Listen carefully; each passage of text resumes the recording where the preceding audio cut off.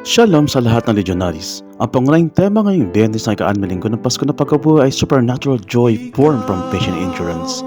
Tulad na pinangako ni Kristo na ang mga sakit na panganganak ng isang babae ganap na nakalimutan kapag ang kanyang anak ay ipinanganak.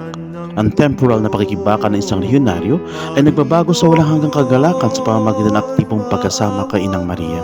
Minamahal kong mga ka-legionaries, tandaan, bilang isang miyembro ng iyong mga apostolikong tungkulin, maging door-to-door evangelization.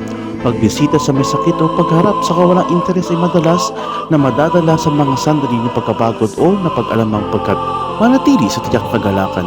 Magdala ng hindi matitinag, panloob na aliluya sa bukid, magtiwala na ang discomforts ang labanan ay panandalian, ngunit sa espiritual na ani, ang iyong ihahasi kasama si Inang Maria ay magresulta sa isang kagalakan na walang sinumang maaaring makakuha mula sa iyo.